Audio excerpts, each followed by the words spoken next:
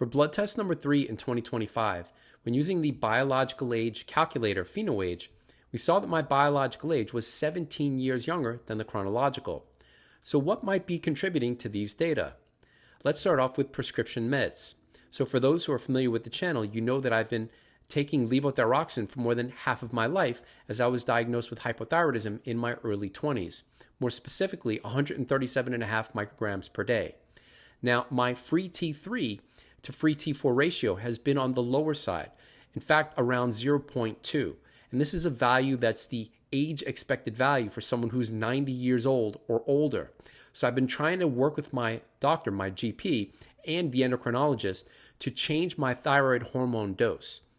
With that in mind, I had success. Finally, on April 11th, I started with a lower levothyroxine dose, that's T4, 88 micrograms per day, and I added 15 micrograms per day. Sorry, both of those are in micrograms.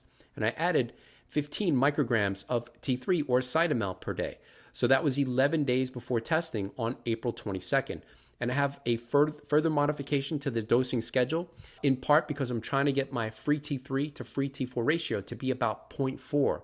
And it was about 0.3 for this test, which is good news and finally movement in the right direction.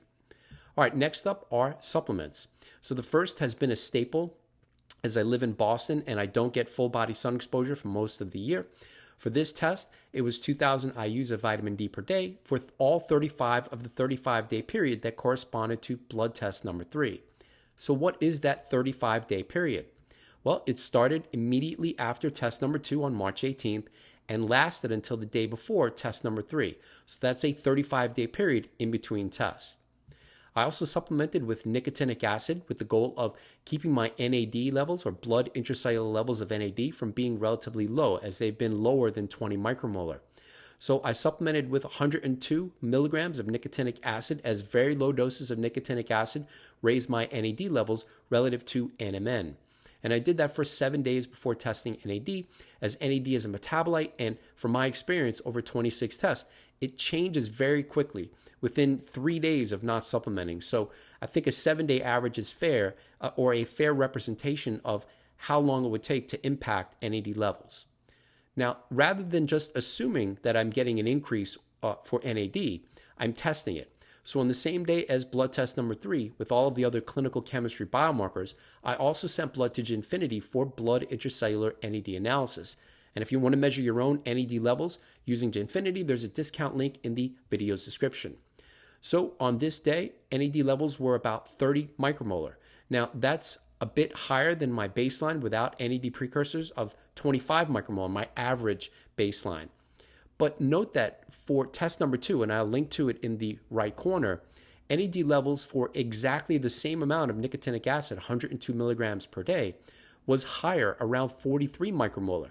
So either the test itself is very variable, and I should say over 26 tests, I have not noticed extreme variability in Ginfinity's test, or there are other factors that are impacting what can raise or lower NAD besides supplemental nicotinic acid.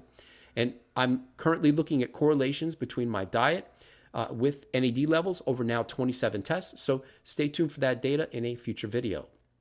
Now, I also supplemented with riboflavin because I wanted to reduce homocysteine, but also note that riboflavin is involved in the de novo NAD synthesis pathway.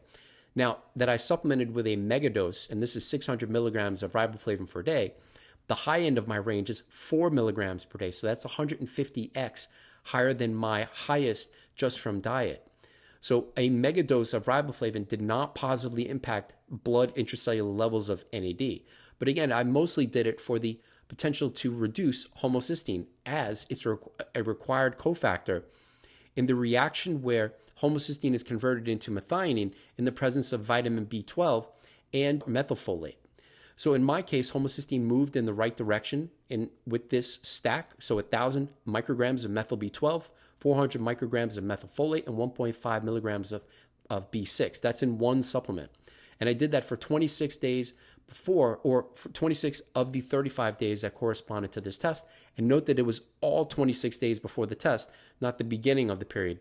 That's an important point, because if I supplement early in the period and not before a test, It's possible that I may not see an impact on a given biomarker, but the fact is it was like a washout period. So it's important to note that for the remaining 26 days of the 35-day period, I took this supplement. And that may be the main reason why homocysteine moved from 11 to 9 micromolar, which is the lower end of my recent range. But based on dementia risk and all-cause mortality risk and how homocysteine levels or what they are in terms of more likely to be found in youth, I'd prefer to have values around 5, which I did about 20 years ago. So I'm hot on the trail of trying to figure out how to consistently keep it lower than 9. Now, for those who always say TMG, I've tried that. 4 grams of TMG did not make a dent on homocysteine in my case, but there may be more to that story, as zinc is a required cofactor in the reaction for the conversion of betaine plus homocysteine into methionine. So that may be the next experiment if homocysteine levels aren't lower than 9 for blood test number 4. And that's it for supplements. No other geroprotectors or senolytics in conjunction with this 17-year younger biological age. Which then brings us to diet. What diet composition corresponds to blood test number 3 in 2025? And that's what we'll see here, the full list of foods, 46 different foods consumed during this test or during this 35-day period. So this is the average daily dietary intake for that 35-day period that went from test number 2 to test number 3. And note that for those who don't already know, I weigh all of my food, enter that data into Cronometer. So the amounts that you see here aren't estimates. This is as close as one can get to as accurate as possible for dietary intake. So this list is ranked in terms of grams from highest to lowest. Again, 46 foods consumed during this 35-day period, with 2 exceptions. Ice cream sandwiches, and I'll have more on that in the cheat meal portion of the video, and green tea, which is in ounces. And I should mention the ice cream sandwiches are in calories, not in grams. Green tea in ounces. And if you want to use what I use, which is organic loose leaf green tea sourced from Japan, there's a discount link in the video's description.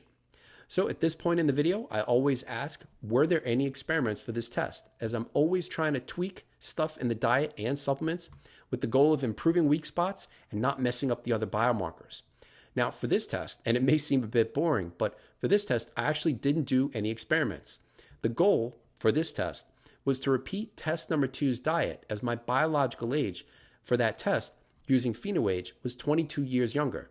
So if the diet had something to do with it, if I repeat it, I should expect to see biological age again in the 22-year younger range.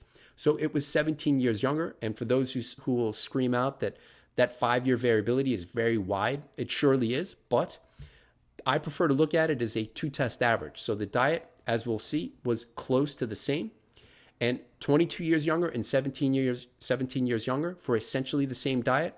From that, I think we can conclude that taking the average value around 20 years would be the diet, the corresponding diet to a 20-year younger biological age. So it could be as high as 22, it could be as low as 17.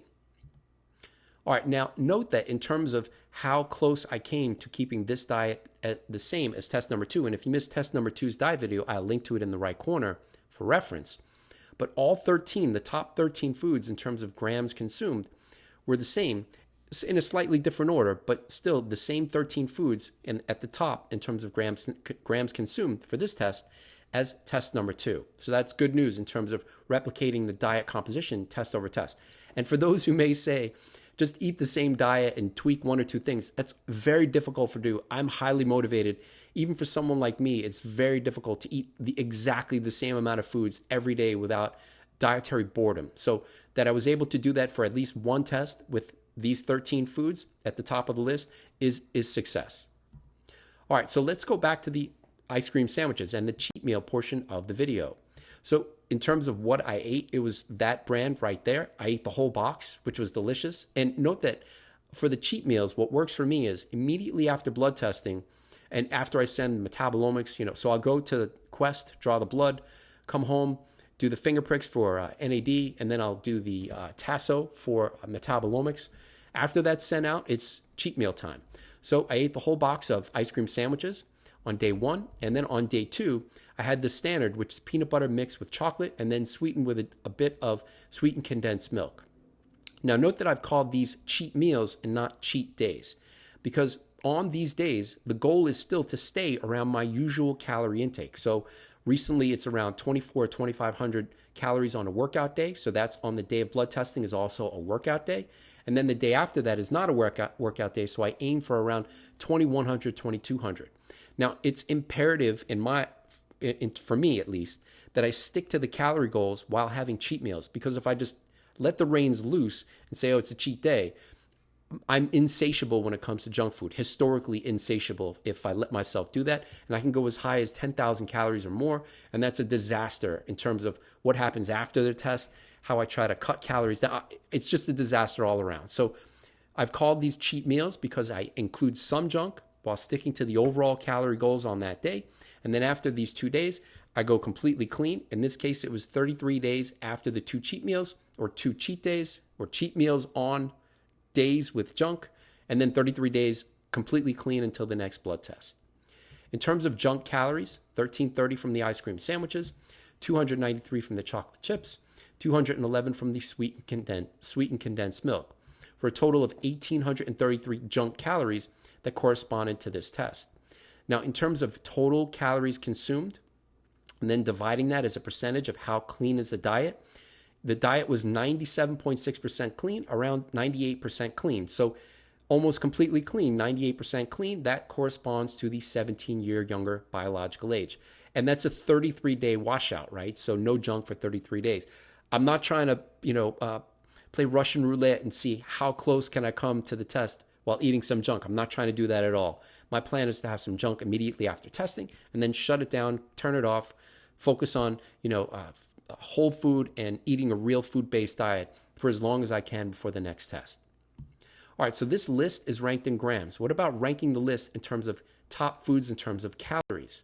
And that's what we'll see here. Top 10 foods for that 35-day period that corresponded to test number 3. And this list is generated by Cronometer, which is what I use every day. If you want to track your own diet using Cronometer, there's a discount link in the video's description. So atop the list in terms of calories are walnuts for the second test in a row, again, because I was trying to exactly replicate test number 2's diet with test number 3. And I've changed that for test number 4 with a hypothesis that walnuts may actually be a part of the story that push my homocysteine a bit higher, and that's based on their omega-6 correlation. Now, for those who are anti-omega-6, omega-6 has a net positive correlative score with many other biomarkers. So maybe one biomarker going in the wrong direction, homocysteine, but others going in the right direction. And again, that's from whole foods, not from seed oils or other oils. And then in terms of the top 10 foods in terms of calories, they're exactly the same foods in a slightly different order when compared with test number 2. So again, the goal was to replicate the diet for the top 13 foods in terms of grams consumed. I did that. In terms of the top 10 foods in terms of calories, I also did that. So some success. All right, so what about macronutrients? Let's start off with calorie intake. Average daily calorie intake for the 35-day period for this test was 2199. And for those who are familiar with the channel, you'll know that my lowest calorie intake that corresponds to a blood test was in March of 2024 at 2076 per day. So I've been slowly increasing calorie intake since then over those 9 tests. As I presented these data for the blood test number 2 diet video, my body weight had been tracking lower than 140. And if you missed the video, body weight peaks at midlife and then declines towards the end of life. So I'm trying to avoid any increase or decrease for body weight for the duration of my remaining 70 plus years of potentially maximum lifespan. So with that in mind, I'm trying to stay stable at 140. Now, yes, that's body composition. I'm not trying to lose muscle or gain fat. So I am paying attention to that with DEXA scheduled for later in the year. But in terms of 2199, that's keeping me, or that's coming closer to keeping me to maintain 140. Now, I should mention that after test number 3, my calorie intake is actually even higher with the goal of keeping my body weight around 140. But I don't expect to go higher than where my current calorie intake is. And if you want to see my daily diet, that info is posted daily on Patreon. So let's jump into the macronutrients. Average daily protein intake, 101 grams per day, exactly the same as test number 2. And that's about 18% of total calories. What about fat intake? That's what we can see here. 111 grams of fat per day, which is 45.5% of total calories. Now note that this is my highest fat intake over the past 30 tests going back to July of 2021, I have had fat intakes that have gone a bit higher. Now, in my data, for whatever reason, a relatively higher fat intake is significantly correlated with higher glucose. And my HbA1c for this test was 5.4, which isn't terribly high, but it's higher than my lowest values, which have been around 5. But I only have 8 tests over the past few years. I haven't consistently measured HbA1c. With that in mind, I am going to include HbA1c for every test going forward. So we'll see what fat amount, whether 111 grams or closer to 90, which is correlated with lower glucose in my data, is better for HbA1c. I don't yet know. Now, as another factor for the relatively higher fat in my case may not be optimal, at least 111 grams per day and 45% or 46% of total calories, cystatin C, which is not just an important biomarker of kidney function, it's also one of the strongest predictors of the overall GrimAge score, the epigenetic test GrimAge, which is amongst the best epigenetic clocks for its association with all-cause mortality risk. And that's in a head-to-head matchup with other epigenetic clocks, including the first iteration of Dunedin Pace. So cystatin C is a big biomarker in terms of aging. Now, for me, it was my worst data for this test. So although it didn't show up on the PhenoAge, I'd like for my cystatin C to be closer to 0.7 than closer to 0.8. Now, whether high fat is a part of that story, I don't yet know, but I've since cut my fat intake down, again, to around 90 grams per day to see if there are potential effects on HbA1c and cystatin C. So stay tuned for that data coming probably sometime in June. In terms of the remainder of fat, monounsaturated omega-3 and saturated, that's shown there. And just once again to highlight, the omega-3 is relatively high at 33 grams per day. And that's even higher than test number 2's amount for 29 grams per day. But this is almost exclusively coming from walnuts, and again, no seed oils or other oils. So this internet meme, where omega-6 from any source is bad for health, in my case, maybe not. Now, could too much omega-6 be a part of the cystatin C and HbA1c story?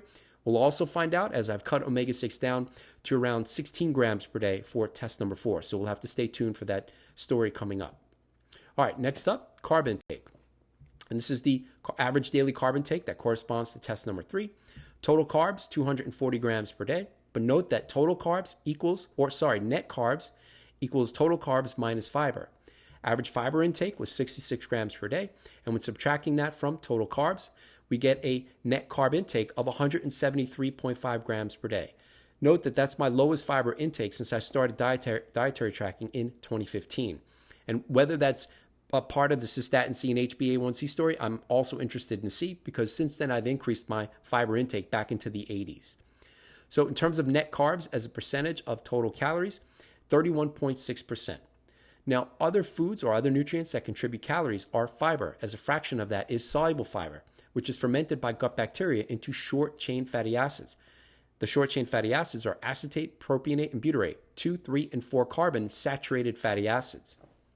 Now, those short-chain fatty acids provide energy. In this case, 4.5% of total calories coming from fiber, or around 99 calories per day on average coming from fiber, soluble fiber. So now we can generate net macros that correspond to a 17-year younger biological age, including the 45.5% that are not coming from fiber, and then the 4.5% coming from fiber. That's in terms of short-chain fatty acids, that's 50% fat, around 32% net carbs, and 18% protein. Now, also note that I track total sugar intake, but I don't look at correlations for sugars as a group with 25 to 30 clinical chemistry biomarkers, as there are many different types of sugars: glucose, fructose, sucrose, maltose, etc., galactose, lactose. But I do track total fructose intake because the diet is rich in fruits and vegetables, which contain a lot of fructose. And in my data, total fructose, is significantly correlated with a lot more biomarkers going in the wrong direction than right. And I post that in the correlations tier on Patreon, so if you're interested in that, I'd encourage to check it out. In terms of total fructose for this test, we add fructose plus half of sucrose, because sucrose contains fructose as one of the sugar molecules in that disaccharide. So when adding those two, we get a total fructose of 55 grams per day, which seems like a lot. But my highest fructose intake that corresponds to any blood test since 2015 is 122 grams per day. So 55 grams is progress, albeit not perfection. All right, what about micronutrients? So I'm going to put the full list of vitamins, which may be hard to see, so I'd encourage going full screen, and minerals as shown there. And for anyone starting on this journey of tracking diet with the goal of optimizing biomarkers to try to get them moving towards youth and lowest risk of death for all causes, i.e. health, I'd encourage trying to get full RDA coverage for all vitamins and minerals. So if you look at my list, all of them are covered with the exception of choline. But the sardines that I use don't have choline data in Chronometer. So if we add sardines choline data, I'm close to the RDA there. But more importantly, potentially more importantly, I'm also measuring plasma choline, which is not low. So in my case, the choline being around the RDA is not leading to low levels of plasma choline. If it did, I would increase plasma level, or dietary intake of choline.